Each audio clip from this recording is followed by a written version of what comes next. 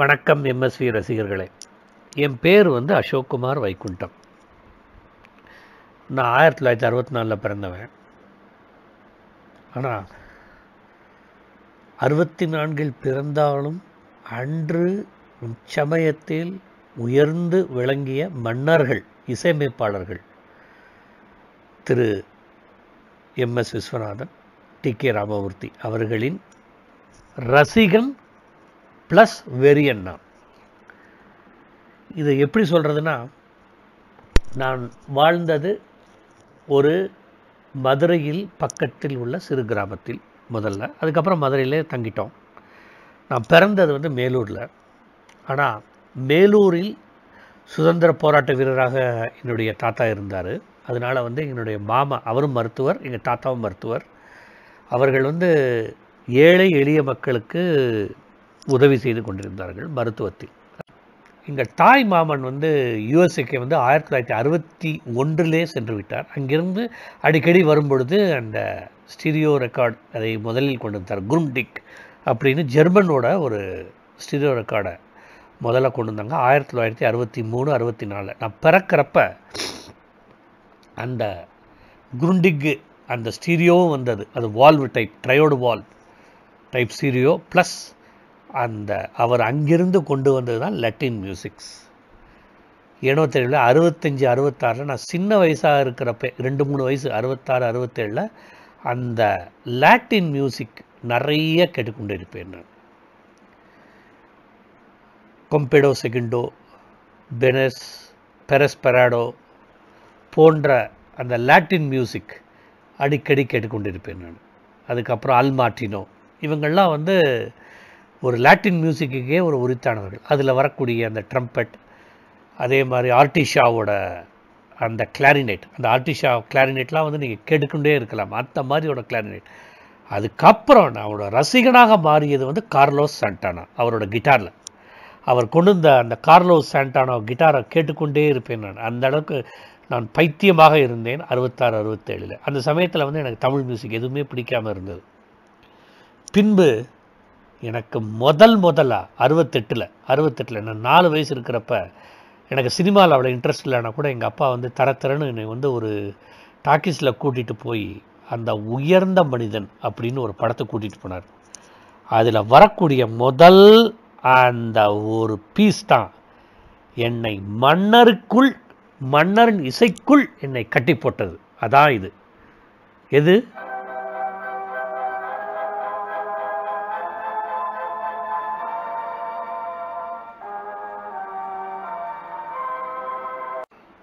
உயர்ந்த மனிதன் திரு விஸ்வநாதன் அவர்கள் என்னை வாழ வைத்தார் என்றே சொல்ல வேண்டும். ஏன்னா அப்போ தான் வந்து நான் தமிழ் மியூசிக்கே கேட்குறேன் 68. அப்போ தான் என்னுடைய வாழ்க்கையில் பல மாற்றங்கள் உண்டானது. என்னென்னா வந்து இந்த பாட்டு மட்டும் இல்லை,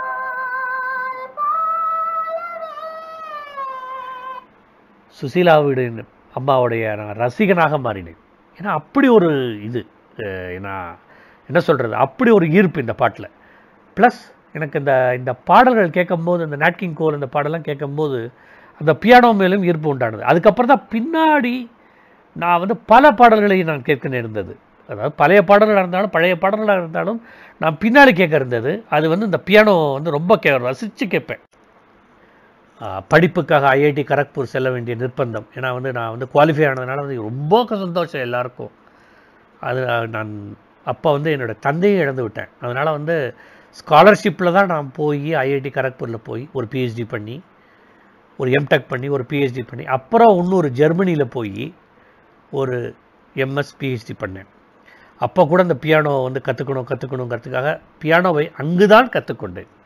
மூபியஸ் என்ற ஆட்களிடம் முதல்ல கற்றுக்கொண்டது வந்து பீத்தோவனோட அந்த ஃபியூர் எலிசபெத் அப்படின்பாங்க.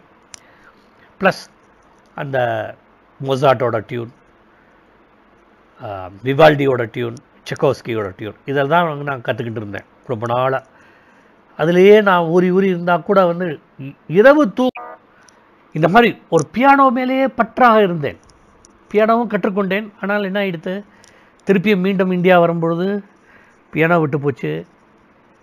கீபோர்டில் கற்றுக்கலான்னு கீபோர்டில் கொஞ்சம் நேரம் ஆரம்பித்தேன்.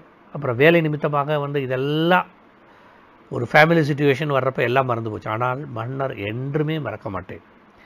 ஏன்னா 2 பாடல்கள் என்னை தலை நிமிர்த்தின. ஐஐடி கரக்பூரில் பிஹெச்டி பண்ணுறப்ப 2 பாட்டு என்னை மீண்டும் வாழ்க்கைக்கு கொண்டு வந்தன. பின்னாடி என்னுடைய நண்பன் அந்த 2-in-1 அந்த பாட்டு போயிட்டுருக்கு.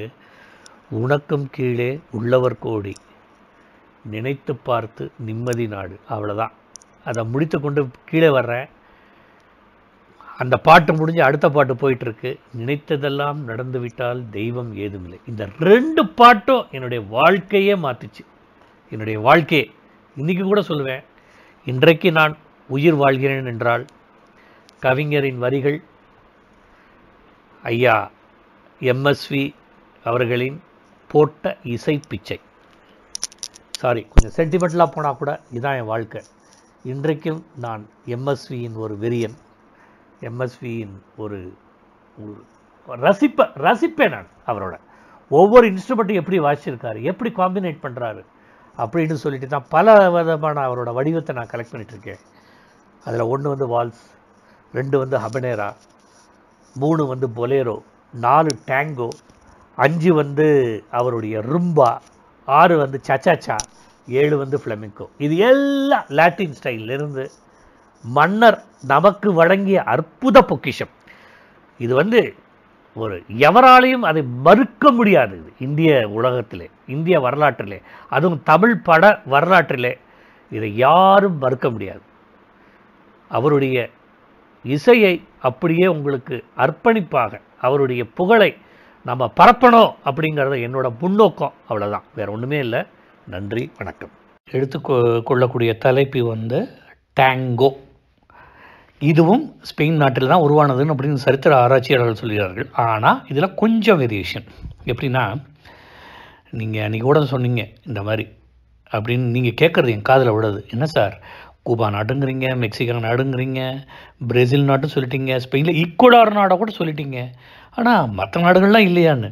ஆமாம், இருக்கிறது. ஏன்னா நான் விட்ட 2 நாடுகள் வந்து, ஒன்று அர்ஜென்டினா, 2வது உருகுவே. இந்த அர்ஜென்டினாவிலும் உருகுவேயும் ஸ்பானிஷ்காரர்களும் புகுந்தார்கள். அப்போ வந்து என்ன பண்ணாங்கன்னா, யூரோப்பிலிருந்து வர்றப்ப அங்கிருந்து இன்னொரு இசையும் உண்டானது. அது பேர் தான் டேங்கோ. இன்றைக்கு டேங்கோ வந்து ஒரு பெரிய ஒரு கலாச்சாரமாக பல நாடுகளில் திகழ்கிறது. மெக்சிகோவிலும் சரி, ஸ்பெயின், இப்போ இருக்கக்கூடிய ஸ்பெயின்லையும் டேங்கோ வந்து ஒரு கலாச்சாரமாக திகழ்கிறது. இது ஏன்னா ஐரோப்பியர்கள் அங்கே இப்போ சென்றப்ப, அதாவது அர்ஜென்டினாவுக்கும் உருகுவேயும் சென்றப்ப அங்கிருந்து ஒருங்கிணைப்பு செஞ்சது தான் டேங்கோ. இப்போ டேங்கோ மியூசிக்கை பற்றி சொல்லணும்னா இப்போ அதே இதுக்கு வருவோம், டைம் ஸ்கேலுக்கு வருவோம். நான் அன்றைக்கி சொன்னேன், பொலேரோ 2/4 வரும், 3/4 வரும் என்று. இந்த டேங்கோவும் 2/4 வரும், 4/4 வரும். ஆனால் கொஞ்சம் வேரியேஷன் இங்கே உண்டு. இது அர்ஜென்டினாவில் உண்டானதான் கொஞ்சம் அந்த ஒரு வேரியேஷன். இந்த அர்ஜென்டினாலே இருக்கிற மாதிரி முன்னாடி இருந்ததோடு கலந்து வந்ததுனால இது மிகவும் புகழ்பெற்றது. இதுவும் ஒரு டான்ஸின் வடிவம் தான். இன்றைக்கு பார்த்தீர்களானால் உலகமெங்கும், அமெரிக்க நாடுகளை எடுத்துக்கொள்ளுங்கள், கனடா நாட்டை எடுத்துக்கொள்ளுங்கள், ஆஸ்திரேலியா நாட்டை எடுத்துக்கொள்ளுங்கள், டேங்கோ டான்ஸ் வெரி ஃபேமஸ். ஏன்னா அதோட ஒரு அட்ராக்டிவ், அந்த ஒரு டியூன் வந்து அட்ராக்டிவ், அந்த ரிதம் வந்து அட்ராக்டிவ். வால்ஸ் ஃபேமஸ் தான், நான் இல்லைன்னு சொல்லலை. ஆனாலும் டேங்கோ ரொம்ப பாப்புலர் ஆகி டேங்கோவில் நிறைய பாடல்கள் உருவானது. ஆனால் இது வந்து லேட் 19th century தான் நான் சொல்லுவேன். ஏன்னா 19 சொல்லப்போனால் இது 20ஆம் நூற்றாண்டுகள் தான் ரொம்ப பாப்புலர். அதற்கு முன்னால் டேங்கோ அவ்வளோ பாப்புலர் கிடையாது. சரி, ரொம்பலாம் போக வேண்டாம். இப்போ வந்து என்ன இன்ஸ்ட்ருமெண்ட் யூஸ் பண்ணுவாங்க? டேங்கோவிலும் வயலின் உண்டு, ஃப்ளூட் உண்டு, பியானோ உண்டு, டபுள் பாஸ் எல்லாம் உண்டு. ஆனால் ஒரு முக்கிய இன்ஸ்ட்ருமெண்ட் டேங்கோவிற்கு மிக மிக அது அவசியம். அது என்னன்னு கேட்டிங்கன்னா, இப்போ நம்ம அக்கார்டியம்னு சொல்கிறோம் பார்த்தீங்களா, அந்த அக்கார்டியம் நிறைய அக்கார்டியம் டைப்ஸ் இருக்குது. அதில் ஒரு அக்கார்டியன் டைப்பு, அதுவும் அர்ஜென்டினாவிலிருந்து வந்த அக்கார்டியன் டைப்பு பேண்டோனோயியன் அப்படிம்பாங்க, பேண்டோனியன் நியோன் அப்படிம்பாங்க. இது அக்கார்டியம் வந்து கொஞ்சம் நம்ம அக்கார்டியமோட கொஞ்சம், ஏன்னா நம்ம அக்கார்டியம் வந்து ஷார்ப்பாக இருக்கும் நோட்ஸு, இதில் கொஞ்சம் கண்டினியூட்டி இருக்கும். இதோட கன்ஸ்ட்ரக்ஷனே கொஞ்சம் வேறு மாதிரி இருக்கும். அந்த நம்ம அக்கார்டியனுக்கு இதுக்கும் ரொம்ப வித்தியாசம் கிடையாது, கொஞ்சம் வேறு மாதிரி இருக்கும். சரி, அன்றைக்குன்னு பார்த்தோம் யூலியோ எர்மிலோ எப்படி ஒரு காட்ஃபாதராக இருந்தார். அந்த இதை பொறுத்த வரைக்கும், பொலேரோவை பொறுத்த வரைக்கும் இதுக்கும் ஒரு காட்ஃபாதர் இருக்கணுமே, இருந்தார். அவர் பேர் கார்லோஸ் கார்டெல் அர்ஜென்டினாவின் ஒரு டேங்கோ ஸ்பெஷலிஸ்ட். சொல்லப்போனால் அவர் 1920 அவர் கம்போஸ் பண்ண அந்த டேங்கோ பூரா வேர்ல்டு ஃபேமஸ். அதற்கு பேர் வந்து 1920 30 வரைக்கும் அதற்கு பேரே, அந்த இசை சரித்திரத்திற்கு பேரே வந்து கோல்டன் ஏஜ் ஆஃப் டேங்கோ அப்படின்னு சொல்லுவாங்க. எந்த அளவுக்கு அவர் ஃபேமஸ். அவர் நிறைய சமைச்சிருக்காரு. முதல்ல அந்த பேண்டோனியன் அப்படின்னு சொன்னீங்களா, அது எப்படி இருக்கும் ஒரு சிந்திச்சு பார்த்தீங்கன்னா எப்படி இருக்கும்? அந்த நம்ம அக்காடியமாக கம்பேர் பண்ணுறப்ப அது எப்படி இருக்கும் அப்படின்னு உங்களுக்கெல்லாம் தோணும். இந்த ஒரு இதை கேட்டுருவோமே, இந்த பீஸை.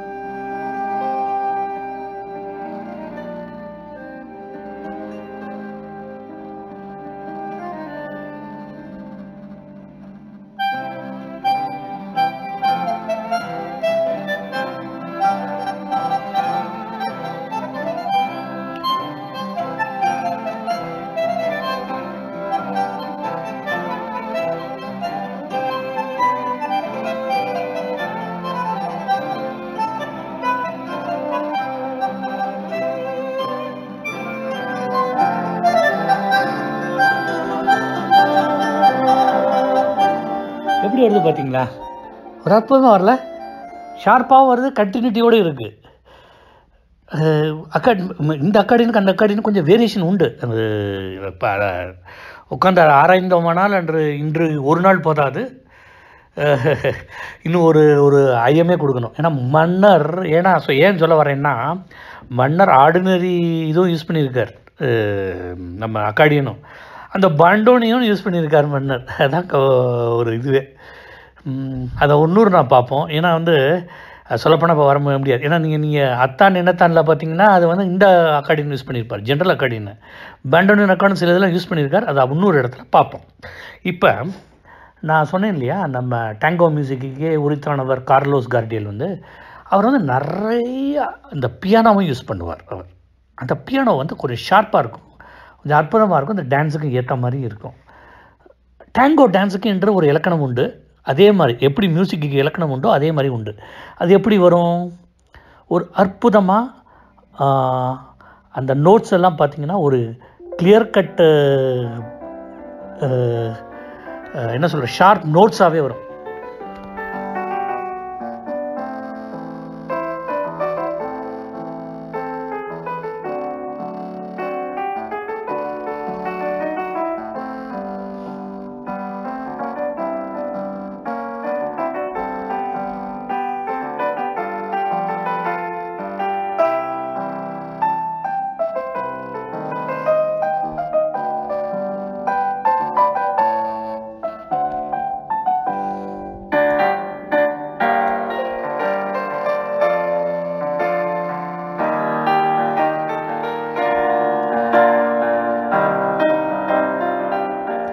இப்படி தான் வரும். இதான் டிப்பிக்கல் கார்லோஸ் கார்டியலோட டேங்கோ.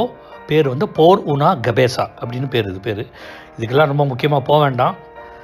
இதுவும் செகண்ட் வால்ஸ், அதாவது வால்ஸ் 2 மாதிரியே இதுவும் ஒரு பிரபலமாக உண்டாகி பல விதமான பாடல்கள் நமது திரையுலகத்திலே உண்டானது மன்னரின் கைவண்ணத்தினால். இன்றைக்கு நாம் காணப்போகும் அனைத்து பாடல்களும் பியானோவையும் கருத்தில் கொண்டு அமைந்த டேங்கோவின் பாடல்கள். இப்போ முதல் பாட்டுக்கு போவோமா? முதல் பாட்டுக்கு போகிறதுக்கு முன்னாடி இப்போ டேங்கோன்னு நான் இன்ட்ரடியூஸ் பண்ணிவிட்டப்போ என்ன சார் ரொம்ப ஸ்லோவாக இருக்குங்க அப்படின்னு உங்களுக்கு சொல்ல தோணும். இல்லை, 1920 30 நான் சொன்னேன் இல்லையா, 20களில் எஸ்பெஷலி கோல்டன் ஏஜ் ஆஃப் டேங்கோன்னு சொன்னேன் இல்லையா, அதுக்கப்புறம் டேங்கோவும் ஃபாஸ்ட்டாக போக ஆரம்பிச்சது. ஏன்னா அந்த நடனம் அப்படி, அந்த டேங்கோவோட ஒரு டான்ஸ் ஒரு நளினமாக இருக்கும். அதனால் என்ன ஆகுனா, ஆணும் பெண்ணும் சேர்ந்து ஆடும்போது ஒரு நளினம் கொடுக்கும். அதில் ஃபாஸ்ட் டியூனும் உண்டு. அதில் ஒன்று டேங்கோ ராக் செட் அப்படிம்பாங்க. அது கொஞ்சம் ஃபாஸ்ட்டாக போகும். எப்படி போகும்னா, ஒரு எப்படி ஒரு அலைகள் ஓடுவது போல் அப்படியே மூவ் ஆகும்.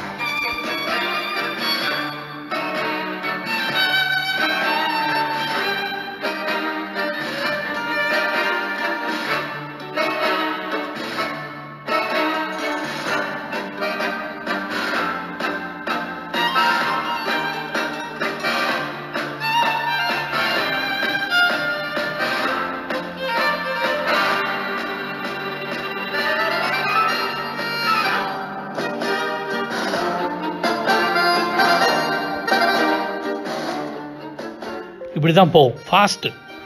ராக்ஸேன் அடிப்பாங்க அதை, அது எல் டேங்கோ ராக்ஸேன் அடிப்பாங்க. அந்த ஒரு ஃபாஸ்ட் மூமெண்ட் இப்படி போய்கிட்டு இருக்கும் இந்த டேங்கோவில். சரி, இப்போ மன்னரின் பாடல்களுக்கு வருவோம். மன்னர் வந்து டேங்கோவில் வந்து நிறைய பாட்டு கொடுத்துருக்காரு. அது என்ன பண்ணுவார், ஆஸ் யூஷுவல், நான் இப்போ வால்ஸில் சொன்ன மாதிரியும் சரி, ஹபனேரோவில் சொன்ன மாதிரியும் சரி, பொலேரோவில் சொன்ன மாதிரியும் சரி, மன்னர் வந்து அப்படியே கொண்டு வர மாட்டார். அதுலேயும் ஒரு மிக்ஸ் கொண்டுருவார். நான் முதல் போட போகிற பாட்டு டேங்கோ மிக்ஸ்ட் வித் பொலேரோ. எதுக்கு இதை கொண்டு வந்தேன்னா, ஒருங்கிணைப்புன்னு காட்டணும் இல்லையா? ஏன்னா முன்னாடி வர்ற பியானோ பூரா டேங்கோவில் போகும், பின்னாடியோட ரித்தம் கொஞ்சம் வால் ஸ்டைல் இருந்தாலும் அந்த ரித்தம் வந்து கிட்டத்தட்ட அது ஒரு பொலேரோ ஸ்டைலில் போகும். அப்புறம் நடுவில் அந்த கிட்டார் இதெல்லாம் அந்த பொலேரோ ஸ்டைலில் வரும். அந்த பின்னாடி வர திருப்பி வயலின் மீண்டும் அது டேங்கோ ஸ்டைலில் அப்படியே போகும். இப்படி ஒரு ஒருங்கிணைப்பை கொண்டு வந்தவர் மன்னர். இப்போ நீங்கள் எல்லாம் கேட்கலாம், மன்னர் வந்து யார் அப்படின்னு. அவர் என்ன பதில் சொல்லக்கூடும்? நான் என்ன சொல்ல வரேன்னா, இப்போ நீங்களே மன்னர் யார், டேங்கோவில் அவர் யார் அப்படின்னு கேட்டோம்னா என்ன பதில் சொல்லுவார்? இப்படி பதில் சொல்லுவார், என்னை தெரியுமா, அப்படி பதில் சொல்லுவார் மன்னர். ஏன்னா டேங்கோ வந்து அப்படி ஒரு டேங்கோ சாங்ஸை கொடுத்தவர் மன்னர் மன்னர் மன்னர் மட்டுமே. ஏன்னா 60-70களில் என்ன ஃபேமஸ் ஆச்சோ அதுக்கப்புறம் ஃபேமஸ் இல்லாமல் போயிடுச்சு டேங்கோ. ஆனால் உலக அளவில் அது வந்து ஒரு ஒரு கலாச்சார சின்னமாக இன்றும் விளங்குகிறது டேங்கோ. ஏனோ தெரில. அப்புறம் ஒரு டேங்கோ பாட்டெலாம் சின்ன 3 பாட்டுகள்லாம் ஹிந்தி பாட்டுகளில் வந்தது, தமிழ் பாட்டில் அது மறந்தே போச்சு. அதுவும் இளையராஜா வந்ததுக்கப்புறம் டேங்கோ பாட்டு ரொம்ப ரொம்ப ரொம்ப ரொம்ப கம்மி. அது காலத்தில் ஏற்பட்ட மாற்றம், அதை நம்ம ஒன்றும் செய்ய முடியாது. இப்போ வந்து இந்த பாட்டை பார்ப்போம். ஏன்னா அந்த பியானோவை பாருங்கள், பின்னாடி வர்ற அந்த ரித்தத்தை பாருங்கள். பின்னாடி வர்ற ரித்தம் ஏற்கனவே சொல்லிட்டேன், பியானோ வந்து எப்போதுமே டேங்கோ ஃபேஷனில் போயிட்டுருக்கோம், பின்னாடி வர்ற ரித்தம் பொலேரோ ஃபேஷனில் போயிட்டுருக்கும். பார்ப்போமா? அப்போ நான் சீர்த்து பழகி கருத்தை கவரும் ரசிகன் என்னை தெரியுமா, உங்கள் கவலை மறக்க கவிதை பாடும் கவிஞன் என்னை தெரியுமா, என்னை தெரியுமா, நான் சிரித்து பழகி கருத்தை கவரும் ரசிகன் என்னை தெரியுமா, உங்கள் கவலை மறக்க கவிதை பாடும் கவிஞன் என்னை தெரியுமா, ரசிகன் ரசிகன் நல்ல ரசிகன் நல்ல ரசிகன் உங்கள் ரசிகன் உங்கள் ரசிகன். இப்போ வயலின் பீஸ் பார்க்க போகிறீங்க, இந்த வயலின் ஆர்கெஸ்ட்ரேஷன் பீஸ் பாருங்கள். அப்போ தான் உங்களுக்கு தெரியும் ஹபனேராவோட அந்த பொலேரோ கலந்த ஒரு வயலின்.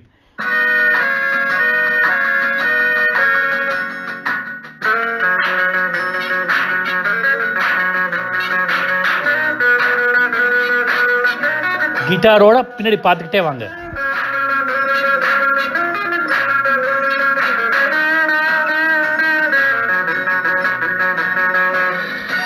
இதுதான் சொன்னேன் நான்.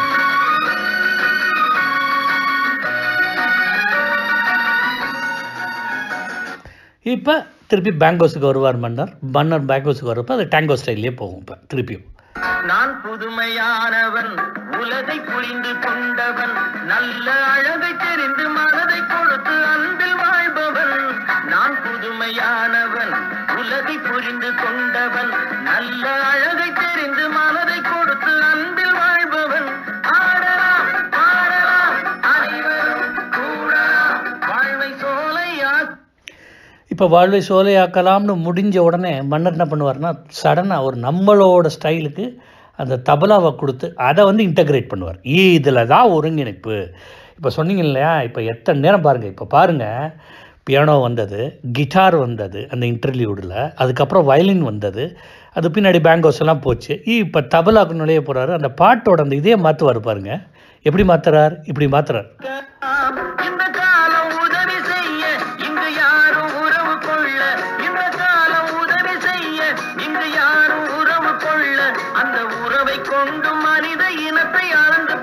மீண்டும் டேங்கோ.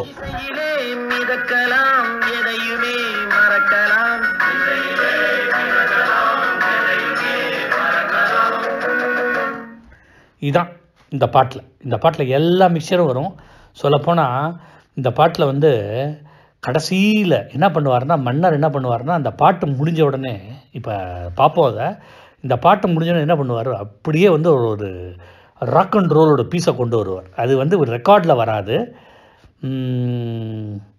அது படத்தில் மட்டுமே வரும். அதில் தான் வந்து ஒரு பியூட்டியே இந்த பாட்டில். ஏன்னா வந்து அழகாக அந்த ராக் அண்ட் ரோலில் எப்படி ட்ரம்ஸ் எல்லாம் அடிப்பாங்களோ அந்த மாதிரியே அடிப்பாங்க. இப்போ பாருங்க அந்த இதை அப்படியே குறைப்பார் டேங்கோவர். இப்போ rock and roll start twist dance பெஞ்சர் ஸ்டைலில்.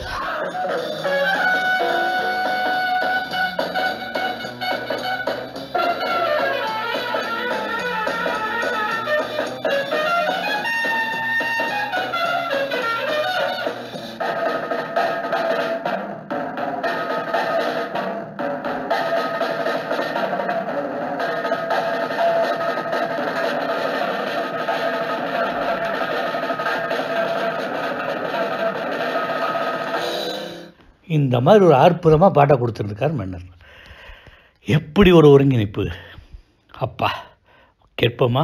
குடியிருந்த கோயில் என்னை தெரியுமா, டிஎம்எஸ் அசத்திய ஒரு பாட்டு, மன்னரின் பாட்டு. நன்றி.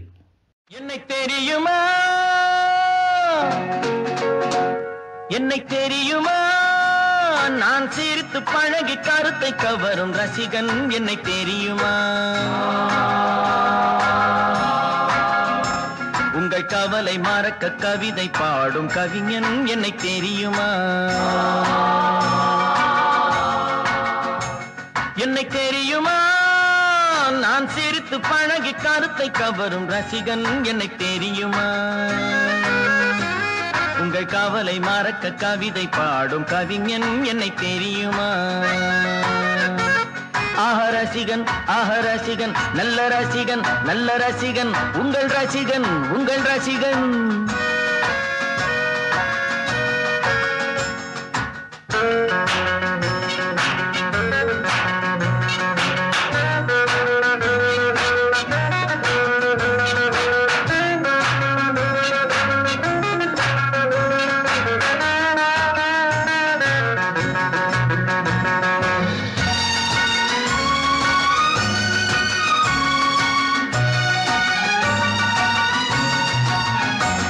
நான் புதுமையானவன், உலகை புரிந்து கொண்டவன், நல்ல அழகை தெரிந்து மனதை கொடுத்து அன்பில் வாழ்பவன். நான் புதுமையானவன், உலகை புரிந்து கொண்டவன், நல்ல அழகை தெரிந்து மனதை கொடுத்து அன்பில் வாழ்பவன். ஆடலாம் பாடலாம் அனைவரும் கூடலாம், வாழ்வை சோலையாக்கலாம். இந்த காலம் உதவி செய்ய இங்கு யாரும் உறவு கொள்ள, இந்த காலம் உதவி செய்ய இங்கு யாரும் உறவு கொள்ள, அந்த உறவை கொண்டு மனித இனத்தை அளந்து பார்க்கலாம்.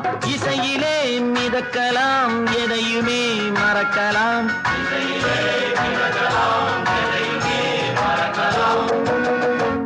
என்னை தெரியுமா, நான் சிரித்து பழகி கருத்தை கவரும் ரசிகன் என்னை தெரியுமா,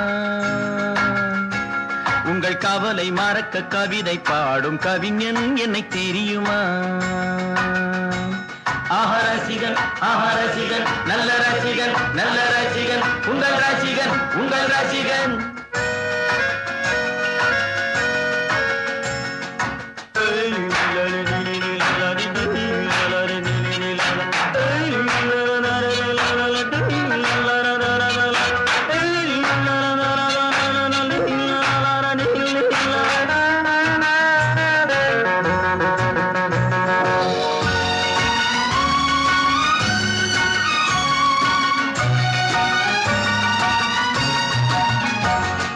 சிலையை கண்டேனே, அது சிரிக்க கண்டேனே, இந்த அழகு என்ன அழகு என்று மயங்கி நின்றேனே. ஒரு சிலையை கண்டேனே, அது சிரிக்க கண்டேனே, இந்த அழகு என்ன அழகு என்று மயங்கி நின்றேனே. வானிலே ஒரு நிலா, நேரிலே இரு நிலா, காதல் அமுதை பொழியலாம். ஆஹ ரசிகன், ஆஹ ரசிகன், நல்ல ரசிகன், நல்ல ரசிகன் உங்கள் ரசிகன்